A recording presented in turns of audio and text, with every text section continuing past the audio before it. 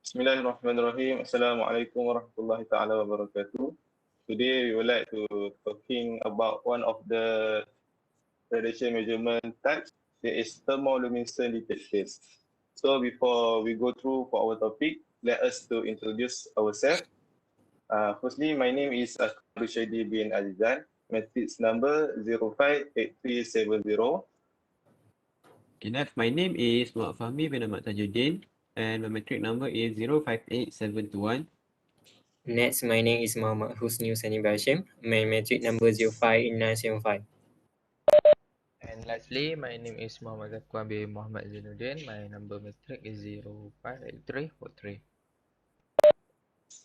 Okay, we all is from Faculty of Science Health, and in the Diploma of Radiography, year 2021. So for the first is the introduction of the thermoluminescent dosimeter. Okay, thermoluminescent dosimeter is a specialized detector measurement that used to calculate the approximate dose of ionizing radiation that was exposed. So thermoluminescent is very sensitive and accurate for personal monitoring and patient dose measurement. So thermoluminescent detector also involve the heating of the crystal. And the component of the TLD or the thermoluminescent detectors, either it use a calcium fluoride, lithium fluoride, calcium sulfate, lithium borate, calcium borate, potassium bromide, and the FESPA.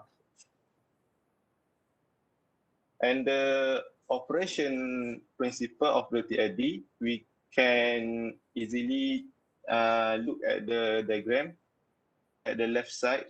So for the principle, ionization will interact to the thermoluminescent material, and the electron will get energy to move to the conduction band from the valence band.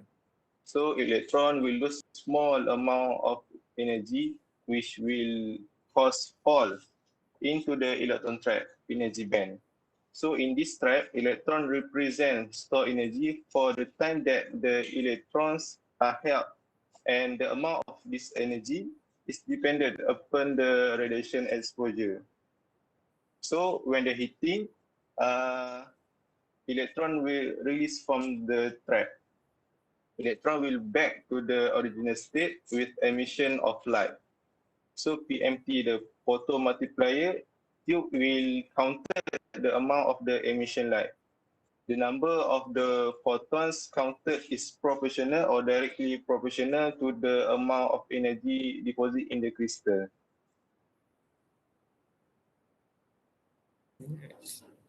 Okay, next, I'm going to talk about how to use the TLD or what is called thermoluminescent detector.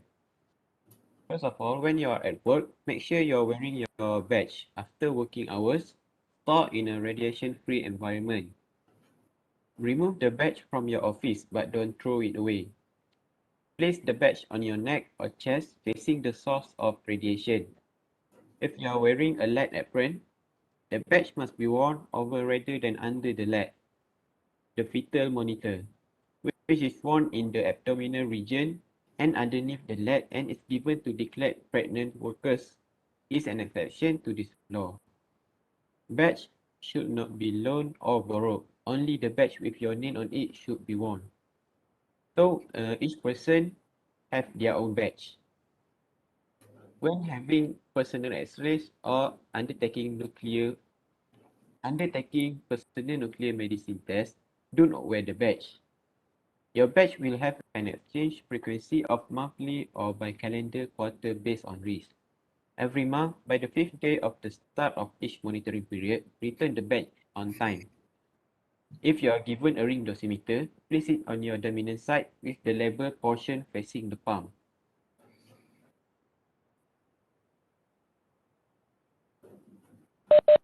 So for the advantage of the TLD, first of all, TLD are able to measure a greater range of dose in comparison with the film badge. Those from TLD may be easily obtained. TLD can be read on the side instead of being sent away for developing, which means it will save more time. And lastly, TLD are easily reusable, which can save our costs.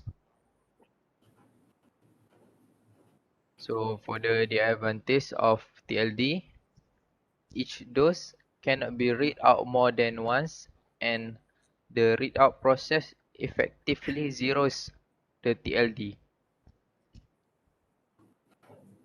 So we go to the safety and the maintenance.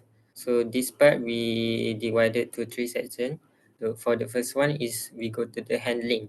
So we need to follow manufacturer recommendation for the care and use of your dosimeter. So we should not expose the dosimeter to the high temperature, water, the direct sunlight or fluorescence light because it can damage the dosimeter. For the second one, change the dosimeter placate in a clean, dry area away from the direct light and avoid direct skin contact is necessary. So next we go to the wearing. So click your wool body dosimeter firmly to your clothing between your wrist and the neck. So extremely dosimeter should be worn facing the source of the radiation, so it can measure the radiation easily. So if necessary, wear a second dosimeter on the area of your body most like to receive the highest dose. In this case, special arrangement must be made with the dosimeter switch provided to ensure those are assigned properly. Number six, if you lose or damage your dosimeter, you should stop working with radiation until you receive a replacement. And number seven, do not share your dosimeter. As Fahmi said before, because we want to measure each people. So we go to the last one is the storage. Number eight, storage. Store your dosimeter in the manner recommended by the manufacturer when it's not used. It's good practice to keep the extra dosimeter as replacement for the loose or damaged ones and for visitor. And the lastly is when not is used dosimeter are the best stored in the low radiation background area. So dosimeter should be protected from the direct light and the heat because we need to the special place for store the dosimeter. So that's all. Okay, this is the reference for our presentation or our slide. That's all from us. Thank you.